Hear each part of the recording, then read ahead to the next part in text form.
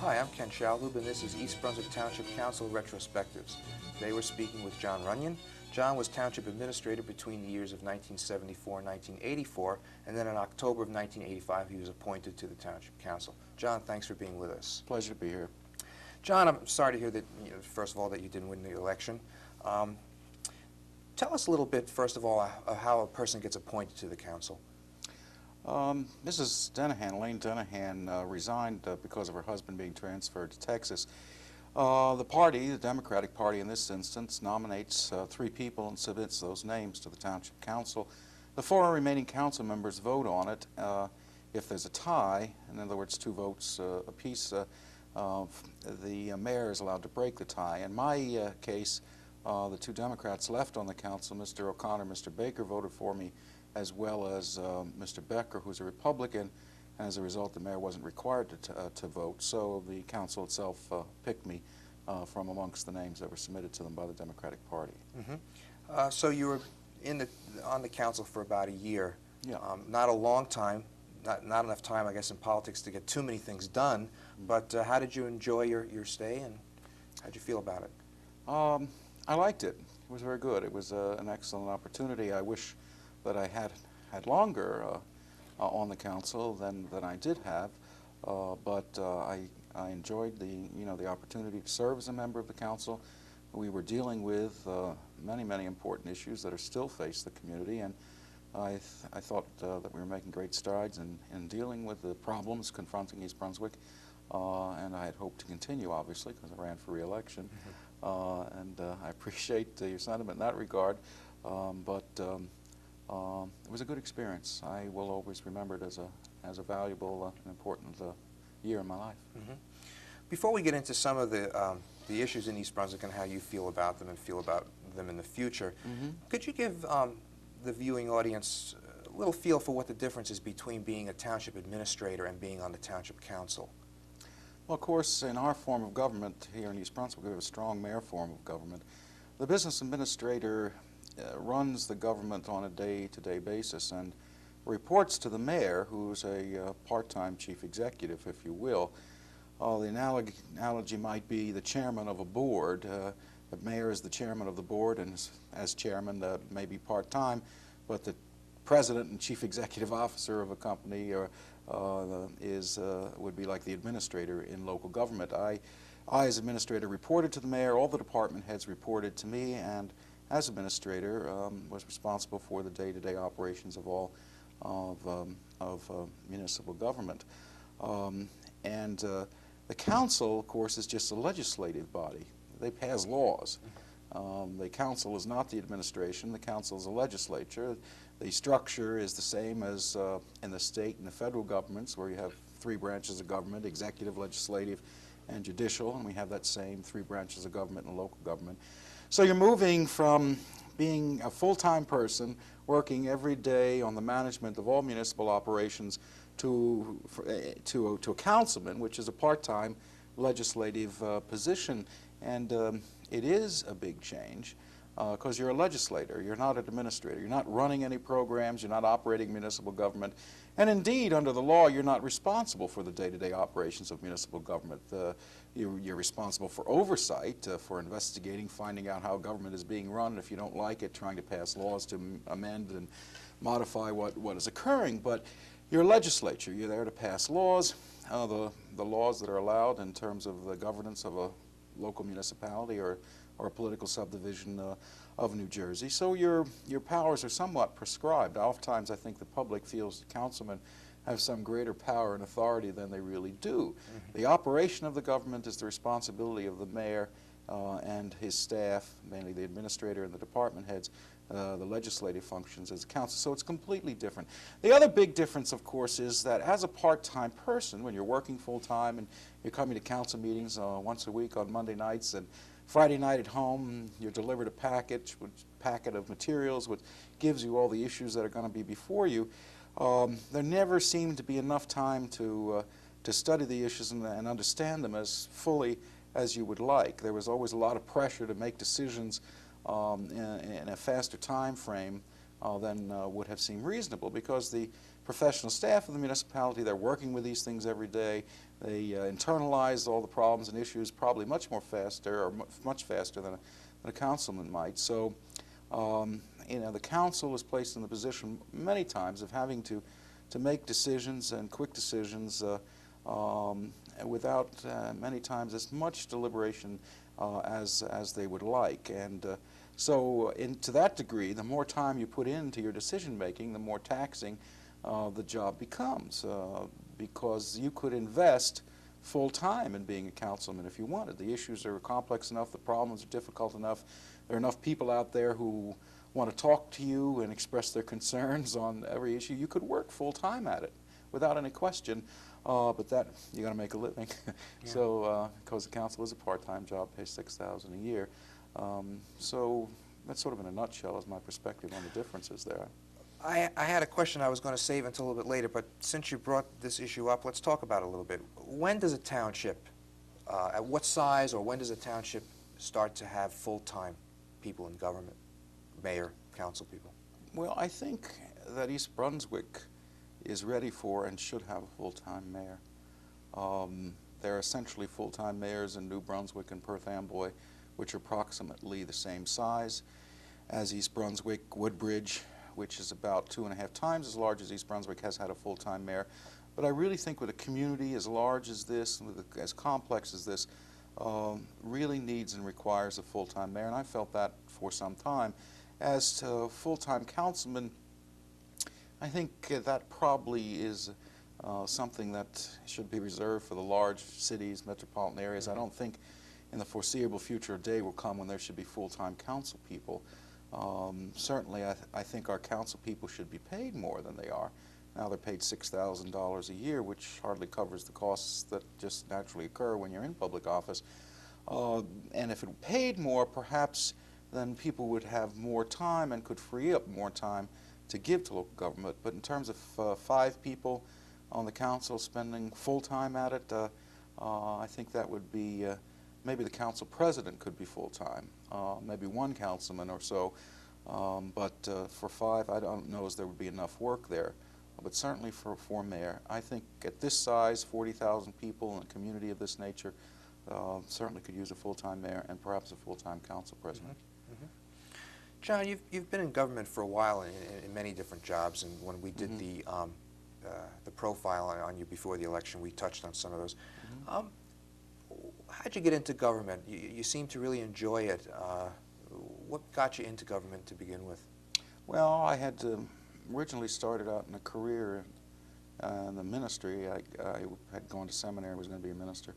And then I sort of got turned off by the institutional church in the late 60s, and I felt that the kind of service I wanted to give in my life would be better in government. The ability to affect change, the ability to make the world a better place to be, and that sort of thing seemed to be government. So I left seminary and went to Rutgers University and got a master's degree in political science, and so it became my intention to be involved in government, to be involved in the processes that affect the quality and substance of a society, and that really is in the public arena, in the governmental area. And so I made sort of a career decision or a life decision that that's the kind of arena I wanted my career in life to be, and essentially through now have been involved in public sector employment and that sort of thing.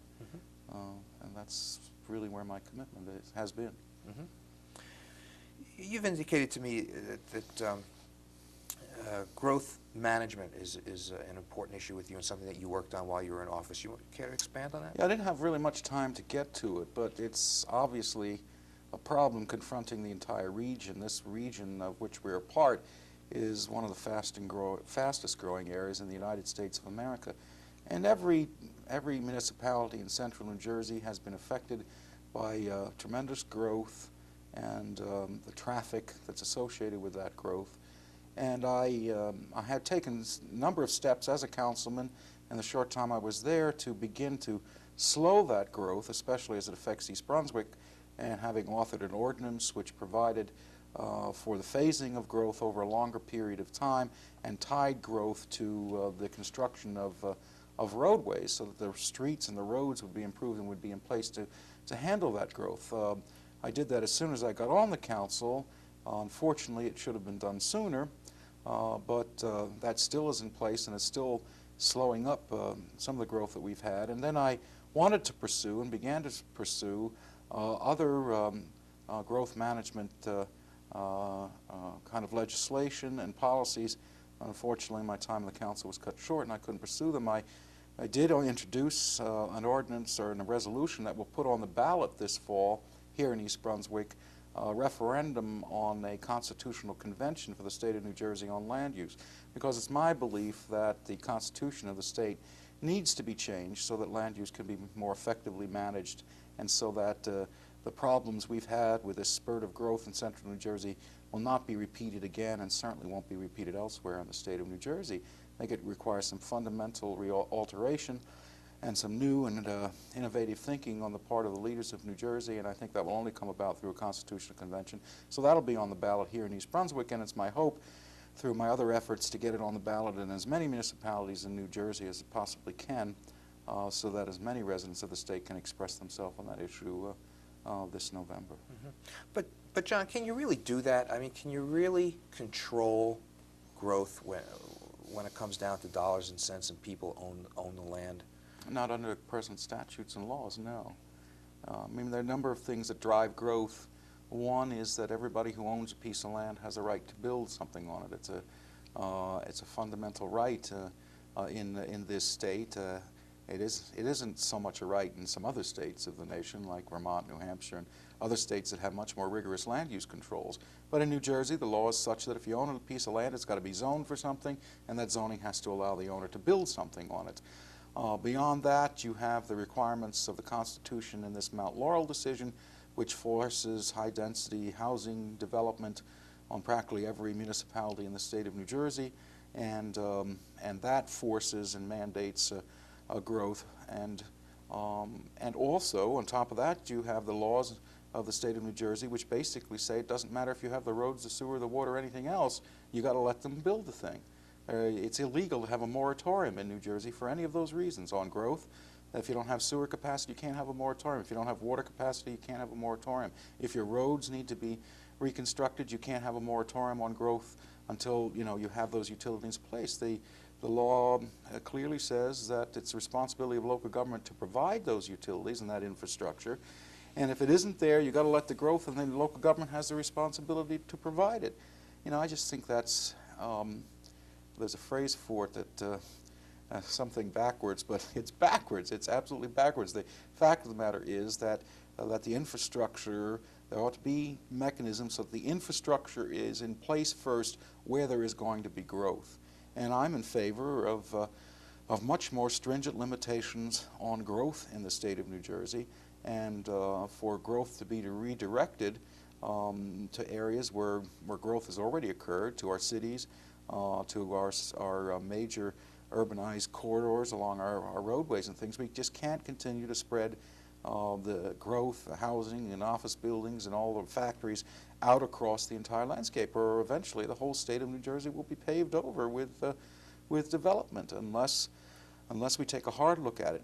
But given those laws I just described, the only way that that it can be changed, what is occurring, is for there to be a constitutional convention, because all of the things that force growth in this state are founded upon the New Jersey Constitution.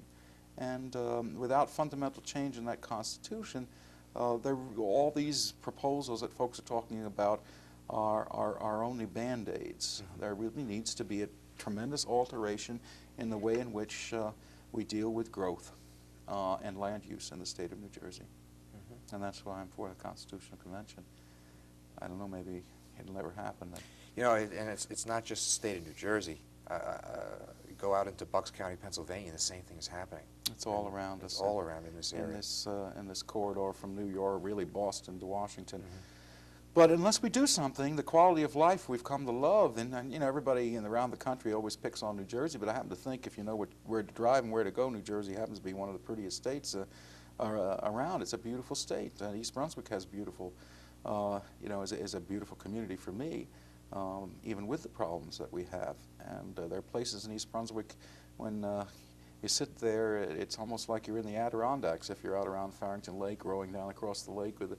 I mean, it's a beautiful place, but if we allow, you know, our natural environment to be paved over with growth and development, that quality of life that we've come to love is going to be gone forever. Mm-hmm. But we in local government, as council members, you know, really can't control that. We have to work within the laws as they exist, and that's one of the great difficulties with, you know, that's why there needs to be fundamental change in the law, so that you know, there can be greater management of where growth occurs and how it occurs, and that's one of the things I'm committed to, and basically based on what the experience has been here in East Brunswick. Okay, A lot of things happen that that everybody in the community would have wanted otherwise, but that isn't what the law allows. Okay, but now taking things as they are now in East Brunswick, with Mm-hmm. with the current road projects that are Mm-hmm. that are ongoing, what's being built in East Brunswick, and what some of the projects are for the future, will things get better in this township? Do you believe? Are the projects adequate? Can we see an improvement? Well, there are a tremendous number of roadway improvements underway or about to begin in the township of East Brunswick. It's one of the achievements over the last year on the council that I'm proud of with my fellow Democrats and the Mayor Fox, is the amount of road work which we were able, through county, state, local, and developer monies, to get underway in East Brunswick. Yes, traffic flow in our community will get better. It's going to take several more years for all of these road improvements to be put into place, but there are literally close to $50 million worth of road work either under construction or planned for this community over the next you know, year and a half, 2 years. Interestingly enough, one of the things that many people feel we got defeated on as Democrats for the council was the traffic congestion, and we are the ones who have put in place all of these various improvements, but we won't be in office when they're completed, and to take benefit of what I think will be a much more positive situation.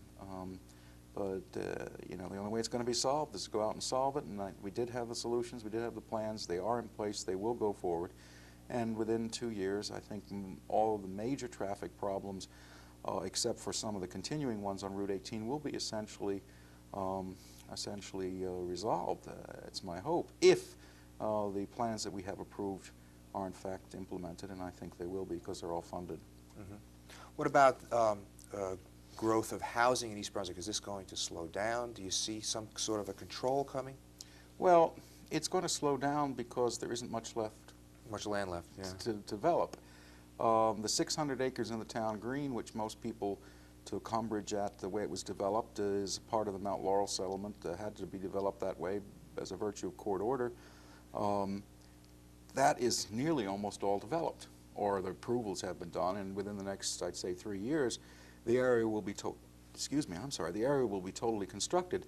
The fact is that there aren't any other major pieces of land for residential development left in East Brunswick. There's land to be developed, but not of this scale and nature. This was the last big wave of residential development in the township of East Brunswick, and while there continue to be some residential development over the years, this is the last time you're going to see a big wave of growth in a relatively short period of time, say 3 to 5 years, because there's just no other place where that type of growth could occur within the community. Mm-hmm. So no, we won't see that again, I think that our community is beginning to stabilize now in terms of its population and residential character, and we just have to get it all cleaned up and get the roads working right and the water flowing right and the drainage systems and all the rest. Yeah. Let me move into waste removal. I don't want to get into the Edgeboro thing because that's kind of, everybody talks about that. But do you feel that we're going to see in the fairly near future some real strong influences on building an incinerator in the area? Well, the county is basically under a statutory mandate to locate resource recovery or incinerator, if you will, somewhere in Middlesex County. Well, they have to do that eventually. I don't think it will ever be located here in East Brunswick, but they've got to put one in the county somewhere. It's as I say, it's a mandate to them to locate one, and they're still working on that in terms of site location and all the rest. And quite honestly, there is no alternative. The landfills are filling up. If we get all the out-of-county garbage and all the rest away from the Edgeboro landfill, Middlesex County could go along for quite a number of years into the future still landfilling, but there's going to come a point where there's just no landfill space, and the garbage has got to go somewhere. And sending it to Pennsylvania, you know, at some extraordinary cost is not the answer either. So folks have got to be realistic about it. The garbage at the curb has got to go someplace, and until there are other alternatives, you know, resource recovery is really the only viable one. But I believe that recycling is a major answer to the problem. If there was a greater degree of recycling in this country, what went to the curb or goes to the curb would be so very small that perhaps it could be handled through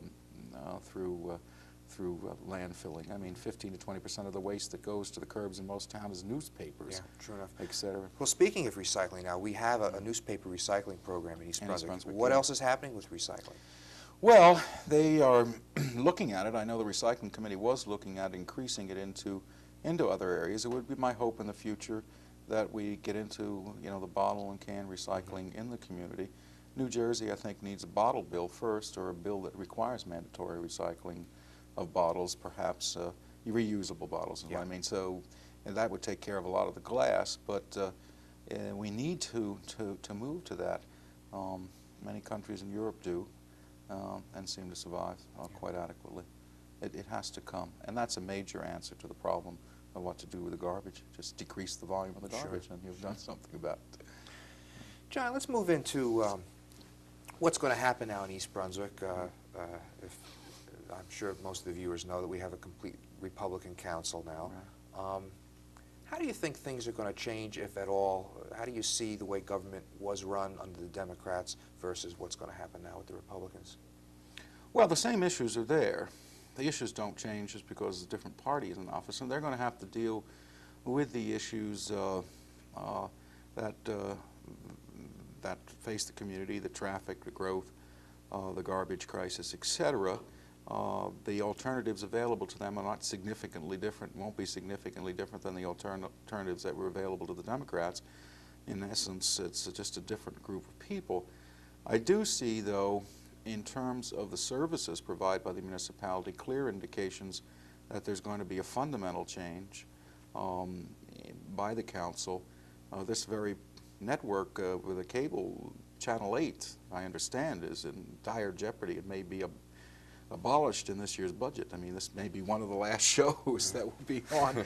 Hold on, I'm booked through March. You're booked through March. Well, you might be here through March, but I understand that they're keenly looking at the possibility of eliminating this program. The kind of support for a whole range of services, the cultural program, the arts program that we have, the Channel 8, even the fundamental support for the library. I mean, I'm only reporting what I read in the newspaper. The consumer affairs program, recreation programs, on and on, are clearly candidates for elimination from the range of services provided by the municipality. And indeed, it is the council that controls that, because the council adopts the budget for the municipality. The mayor submits a budget, but the council, that's the one big role and authority of the council. The most important role of the council is to set the level of municipal appropriations every year. So through that mechanism, they can control whether municipal services and programs such as this cable service exist. And my understanding from all the remarks that I've read in the newspapers and heard is that a whole range of services are candidates for either elimination or severe cutbacks this year. And I think the Democrats felt that many of these services that we've talked about were fundamental to enhancing and the quality of life in the community and providing an outstanding quality of life in East Brunswick. They weren't seen as frills. But some of these folks seem to feel that they were elected to dismantle much of this, which took 10 or more years to build, and I think that's unfortunate because I don't think they were elected to do that, but that's the way they feel, and of course they're in the office and they have the responsibility and the right to make the decisions as they see them. But I think that that's what I see as a major difference, is that there isn't the commitment to the quality of life programs that the Democrats had. Certainly there's a commitment to the police, perhaps, and the public works and that sort of thing, but in terms of the various programs which I feel are essential, as I say, as a part of quality of life, I don't think that commitment is there, and it's been clearly shown. But we'll have to wait and see how it comes out in the wash. Mm-hmm. Well, John, we've got a couple of minutes left. Any thoughts? Will you run again? Any thoughts to close? Well, as I've told everybody who's asked me that question, I plan to go out and make a living for a change. And my daughter's going off to college in 18 months and that sort of thing. I plan to remain active on community leadership through the various nonprofit groups that I belong to in the community. I plan to remain active in the politics of the Democratic Party. And I suspect in the future, if the circumstances are right, I'll probably be involved in running for a local office again. But that's sometime down the road, and politics is a peculiar thing, and you don't know what's going to happen. Well, John, I want to thank you very much, and I want to wish you a lot of luck in whether you run again or whatever you do in the future. I'll be around town. And thanks for being with us. It was a pleasure to be here, as always. We've been speaking with John Runyon, former Township Council member and former Township Administrator. I'm Ken Schalhoub, and this is East Brunswick Township Council Retrospectives.